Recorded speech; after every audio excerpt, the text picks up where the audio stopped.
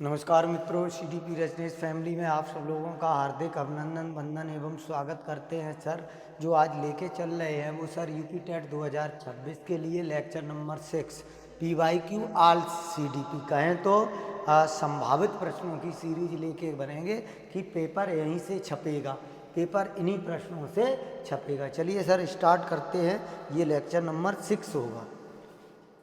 तो आपकी स्क्रीन पर देख पा रहे हैं क्वेश्चन नंबर 1 है। क्वेश्चन नंबर 1 कह रहा है निम्नलिखित में से कौन सा अभिप्रेरक जन्मजात है। तो आपको पता है जो जन्मजात कितने हैं, 5 हैं। पहला भूख है, दूसरा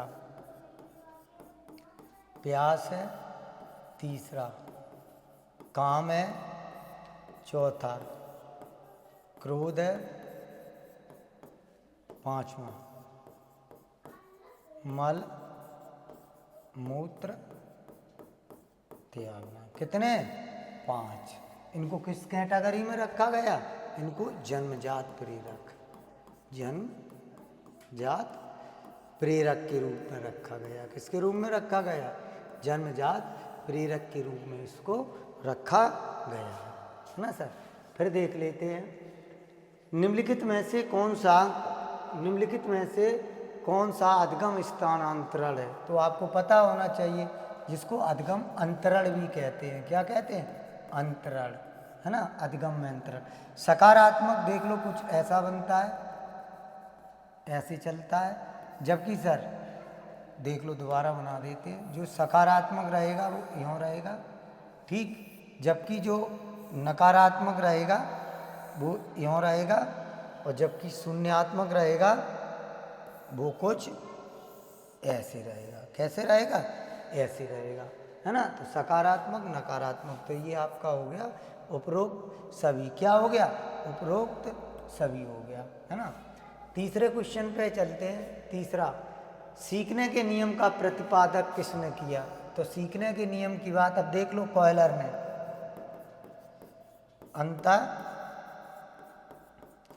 दृष्टि का सिद्धांत दिया, स्किनर ने, इनका पूरा नाम था BF स्किनर, क्रिया प्रसूत। किसका दिया? क्रिया प्रसूत अधगम का सिद्धांत। कौन सा दिया?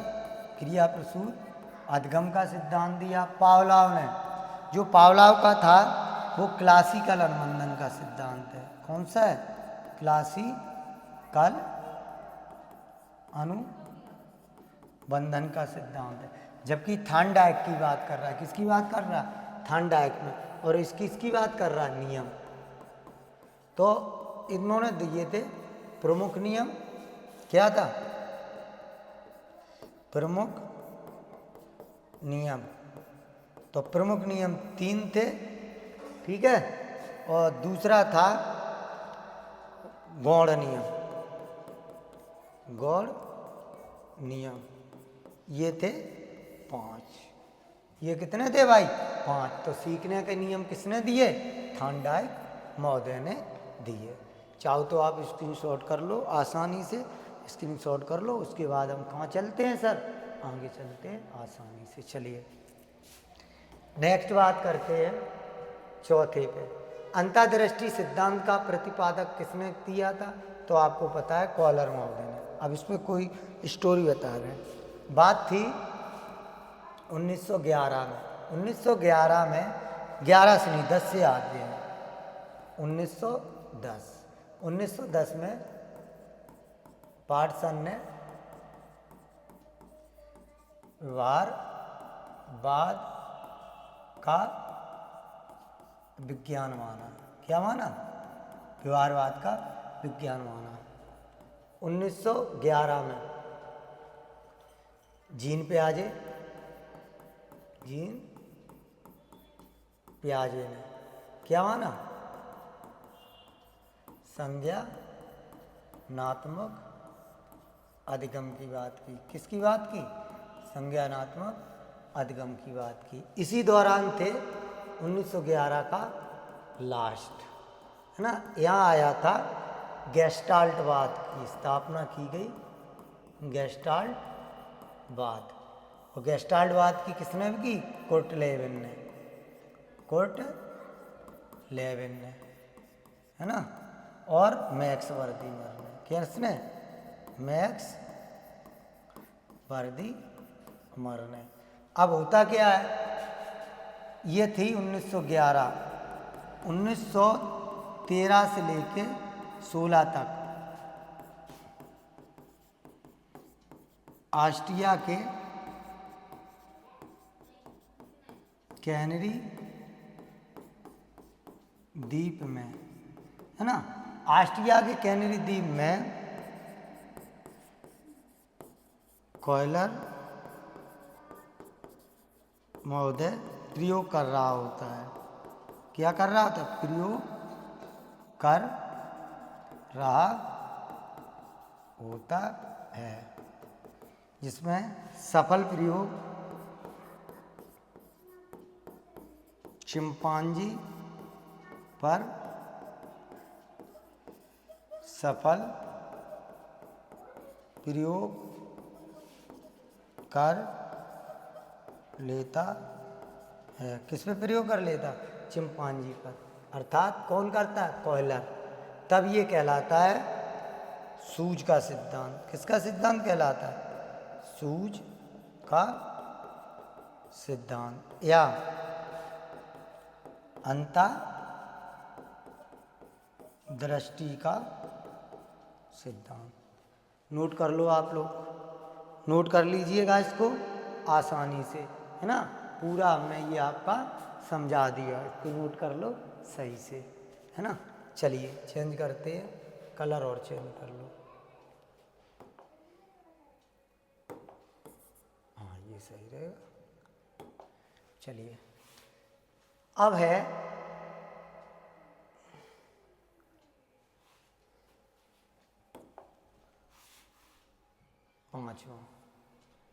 पांचवा कह रहा है अभिवृद्धि संबंधित है। अब आपको पता होना चाहिए किसकी बात कर रहा है? अभिवृद्धि की।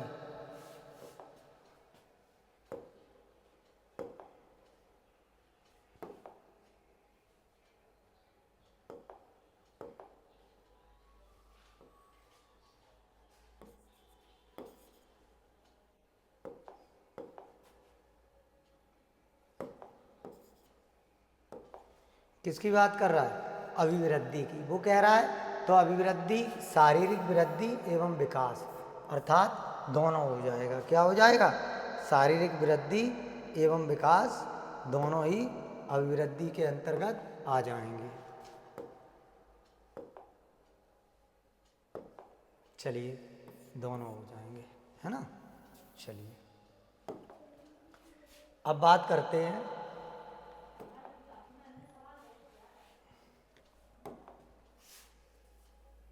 छठवां, चिंतन ऐसा व्यवहार है। यह कथन किसका है?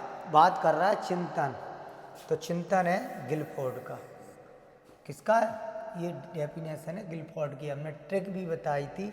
अगर हम आपको फोड़ दें, क्या कर दें? आपको फोड़ दें। क्या कर दें? आपको फोड़ दें, है ना। तो आपका जो व्यवहार हो जाएगा वो बदल जाएगा। क्या हो जाए? आपका व्यवहार होगा वो बदल जाएगा। व्यवहार में क्या आ जाएगा? आपके व्यवहार में चेंजिंगमेंट आ जाएगा। क्या आ जाएगा? आपके व्यवहारों में बदलाव आ जाएगा। तो आपको ध्यान रखना है, ये डेफिनेशन किसने दी? गिलफोर्ड महोदय ने। अब देख लो सर क्वेश्चन नंबर 7, बाल मनोविज्ञान में कौन सा कथन सही है? प्रत्येक बालक बिल्कुल सही है। हर बालक विशिष्ट होता है, यूपी टेट में आ चुका है। हर बालक विशिष्ट होता है। विशिष्ट होता है। कैसा होता है? हर बालक विशिष्ट होता है। कैसा होता है? हर बालक विशिष्ट होता है ना। तो ये आपका ऑप्शन सही हो जाएगा। क्या हो जाएगा? हर बालक विशिष्ट होता है। चलिए प्रश्न नंबर 8, भाषा विकास का सिद्धांत कौन सा है ना। तो अनुबंधन के भी द्वारा होता है, अनुकरण के भी द्वारा होता है, परिपक्वता के भी द्वारा, अर्थात सभी के द्वारा भाषा विकास होता है। किसके द्वारा होता है? सभी के द्वारा भाषा विकास होता है ना। अब चलिए सर 8वां देख लो, अंतर्मुखी व्यक्तित्व का लक्षण नहीं है।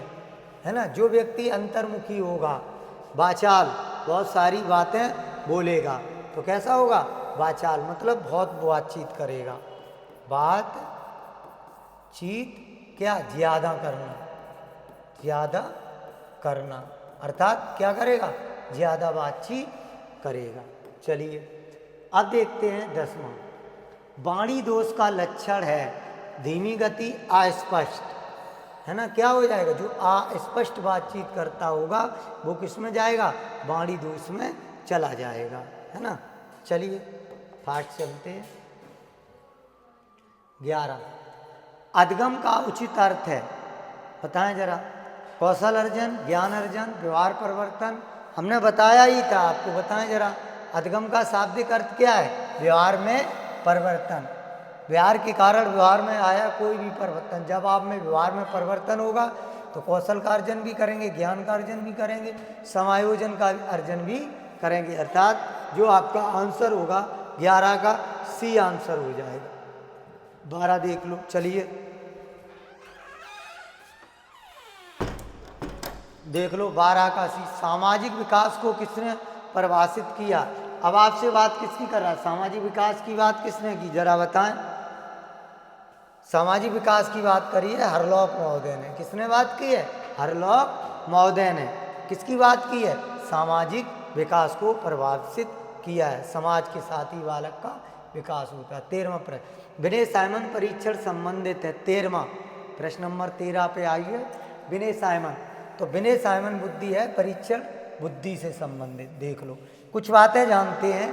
ये विनय साइमन परीक्षण 1913 में कौन देता है, ये 1905 में होगा शायद। कौन देगा, 1905 के अंतर्गत। किसके अंतर्गत होगा, ये बात होती है 1905 में। देख लो ये बुद्धि परीक्षण, इनका अल्फ्रेड विनय, पूरा नाम क्या था, अल्फ्रेड विनय, है ना। कब की बात थी, 1905, कहीं कहीं पर 1906 भी दिया। ये था मंद बुद्धि बालकों के लिए, मंद बुद्धि बालकों के लिए। किसके लिए बनाया था, जो मंद बुद्धि बालक है। इन्होंने कहा था, इसमें सूट किया था, स्कूल में सीखने वाली कठिनाइयों को जानना। जो स्कूल में कठिनाई है उनको जानना, अर्थात शैक्षणिक आवश्यकता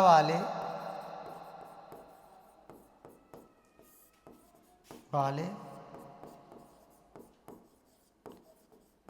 बालकों की पहचान करना, बालकों की पहचान करना। साथ ही साथ फिर इसमें कुछ संशोधन भी हुए थे, संशोधन भी ये हुए इसमें, और 1908 में हुआ और 1911 में हुआ, है ना। ये देख लो अल्फ्रेड विनय के बारे में। तो आंसर हमारा कौन हो जाएगा, अल्फ्रेड विनय होगा। देख लो या इसको स्क्रीनशॉट मार लो, है ना, मार लो स्क्रीनशॉट मार लो इसका, ठीक है। चलिए सर हो गया होगा। अब देखते हैं 14 क्वेश्चन। जीवन संघर्ष सिद्धांत किसने दिया, ये भी हमने आपको ट्रिक में बताया था। जीवन संघर्ष सिद्धांत किसने दिया, बताइए। हमने एक ट्रिक बताई थी, बिन संघर्ष के कुछ नहीं होता है।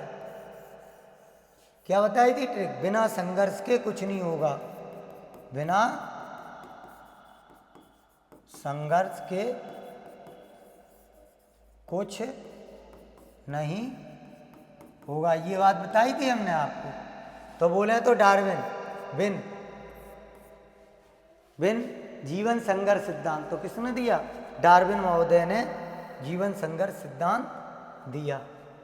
अब देख लो क्वेश्चन नंबर 15, 15 कह रहा है मैक्डूगल ने कितने संवेग बताए, तो अब आपको पता है 14 संवेग एवं मूल प्रवृत्तियाँ।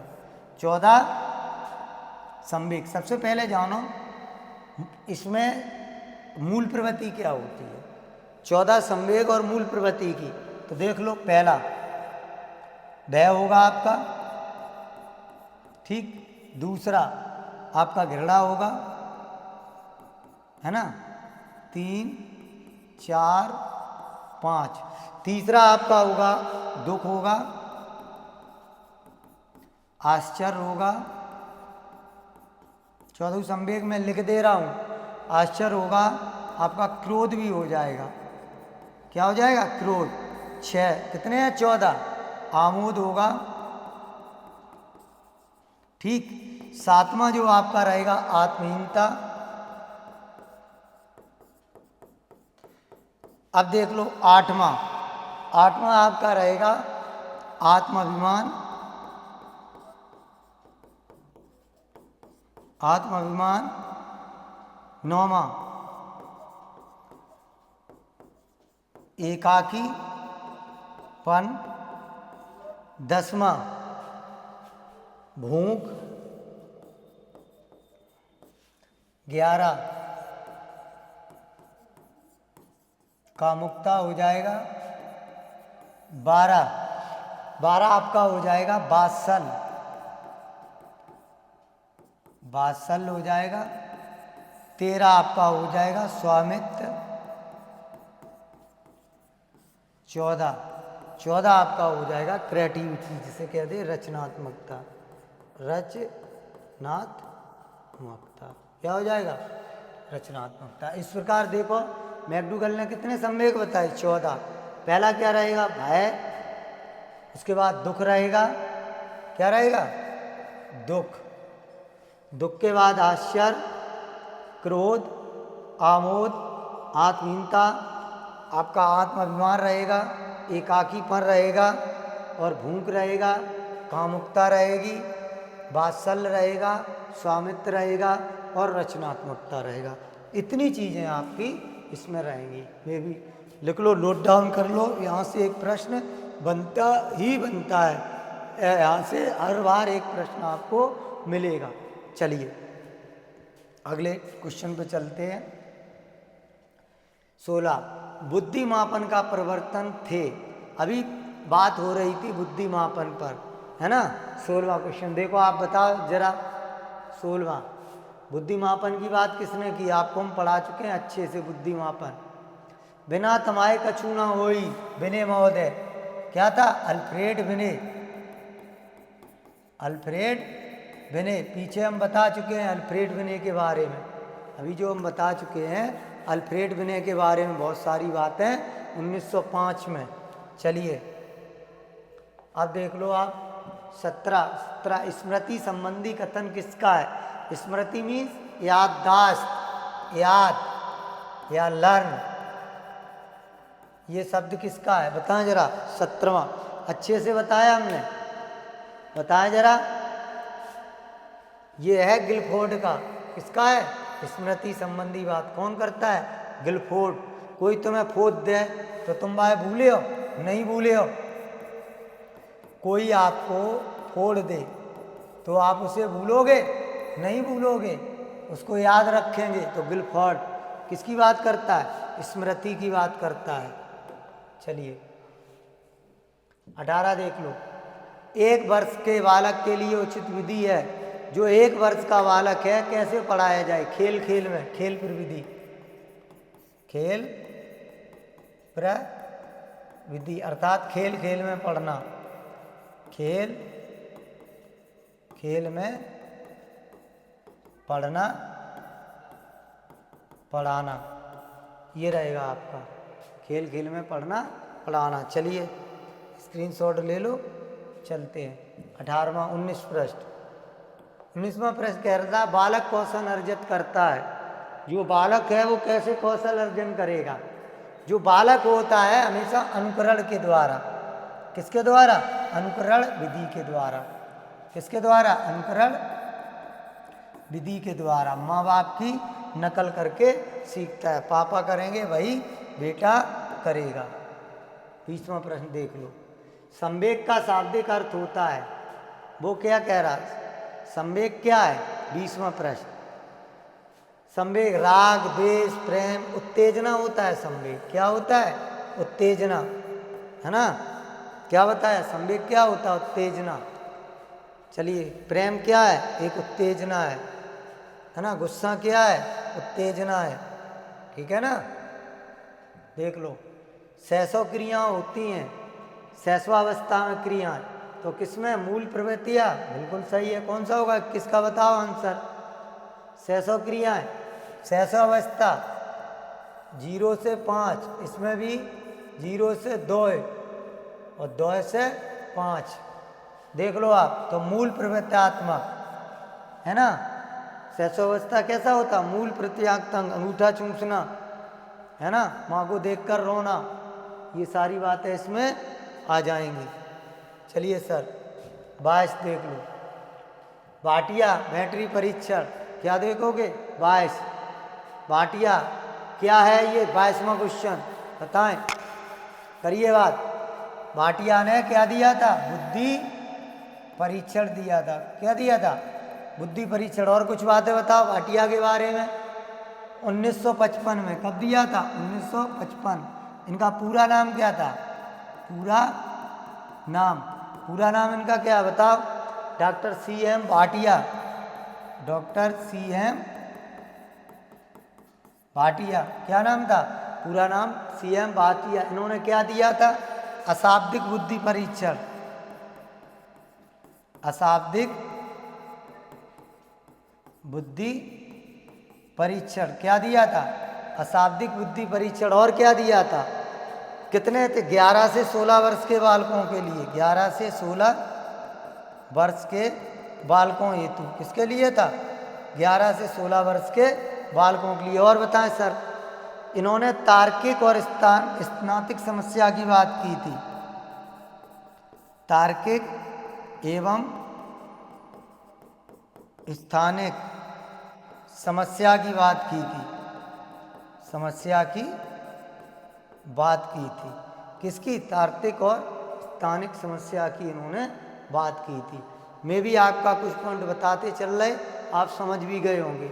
नोट डाउन कर लो ऐसे। चलिए, 23 क्वेश्चन है आपकी स्क्रीन पर, देखो। प्रगतिशील शिक्षा में सही है, वो किसकी बात कर रहा है? प्रगतिशील, निरंतर, ऐसी शिक्षा यहाँ से स्टार्ट हुई हो इस प्रकार, तो क्या होगा? सक्रिय होगा बालक, क्रियाशील भी रहेगा, रचनात्मक, अर्थात डी आंसर आपका सही रहेगा। कैसा रहेगा? डी आंसर आपका सही रहेगा। कैसा रहेगा? डी आंसर आपका सही रहेगा, है ना? अब देख लेते हैं 24। जेंडर क्या है बताएं जरा। सीटेट में बहुत पढ़ा है जेंडर, लड़का लड़की क्या है? ये एक सामाजिक धारणा है। समाजी, तुम भगवान ने तो नहीं बेच के भेजा था आप लड़का लड़की, नहीं, ये हमारी धारणा है। तो सामाजिक संरचना या सामाजिक धारणा क्या है? या सामाजिक रूढ़िबद्धता क्या है? सामाजिक धारणा या सामाजिक रूढ़िबद्धता। 25वां क्वेश्चन देखो। समाजीकरण की प्रथम इकाई है सरकार, विद्यालय, परिवार। तो समाजीकरण की प्रथम इकाई क्या होगी बताएं जरा, बहुत अच्छे से बताएं। तो समाजीकरण की प्रथम इकाई परिवार होगा। क्या होगा? समाजीकरण की प्रथम इकाई परिवार होगा। सर क्या होगा? समाजीकरण की प्रथम इकाई परिवार होगा। ठीक है सर। 25 के बाद 26वां क्वेश्चन पे चलते हैं। व्यक्तिगत वार्ता का संबंध है, मतलब व्यक्तिगत वार्ता, स्वयं से बातचीत करना। तो क्या होगा 26 में? देखो सर, स्वयं से बातचीत करना, स्वयं से बातचीत करना। जब बालक स्वयं से बातचीत करता है वो क्या कहलाता है? व्यक्तिगत वार्ता कहलाता है। 27, बच्चों को कक्षा में प्रश्न पूछने के लिए प्रेरित करना चाहिए। गलत। हम क्या करेंगे? बालक को जिज्ञासु बनाएंगे। क्या बनाएंगे? जिज्ञासु प्रवृत्ति का बनाएंगे। अर्थात बालक कैसा होगा? प्रश्न पूछने वाला। कैसा होगा? बालक जिज्ञासु प्रवृत्ति का, अर्थात प्रश्न पूछने वाला बनाएंगे। देखते हैं सर 28, जेंडर भूमिका ग्रहण करते हैं कहाँ से? समाज, संस्कृत, मीडिया, सभी। प्रॉपर रूप से समाज होता है तो 28 का क्या हो गया? सभी हो जाएगा। सभी में जेंडर रूढ़िबद्धता पाई जाती है ना सर। 29 देख लो, निकटवर्ती सिद्धांत वाइगोस्की ने ZPD इसे कहा गया। निकटवर्ती सिद्धांत की क्या कहा गया? ZPD कहा गया। क्या कहा गया? ZPD, John of proximal development. क्या कहा गया? जॉन ऑफ प्रॉक्सिमल डेवलपमेंट, है ना। अर्थात क्या कहा था? John of personal development. John of personal development, बालक स्वयं से या किसी के दूसरे के द्वारा सीखता है ना। ये बात हमने आपको बताई है, बहुत अच्छी थी। चलिए पढ़ाया है ये, आप लोग स्क्रीनशॉट लेते चलें और आंसर बताने का प्रयास करें। 25 NCF 2025 क्या कह रहा है? देखो सर, हाँ जी चलिए, 2005 के अनुसार NCF 2005 क्या कहता है? शिक्षक का रोल होता है, शिक्षक का रोल सुविधादाता के रूप में, सुविधादाता या प्रदाता के रूप में, और मार्गदर्शक के रूप में, मार्गदर्शक के रूप में। इस प्रकार भाइयों हमने ये पूरा पेपर प्रयास किया आपको अच्छे से समझाने का, बहुत अच्छा रहा भी। और अगर पेपर अच्छा लगा हो, 6th था ये हमारा EPTET का, तो अपना चैनल CDP रजनीश को लाइक करें, सब्सक्राइब करें। आपका क्या जाएगा ही, हमें भी मोटिवेट करिए सर, है ना। रेनफोर्समेंट अपना दीजिए आप हमें। आज के लिए इतना ही, मिलते हैं नेक्स्ट डे। जय हिंद, जय भारत।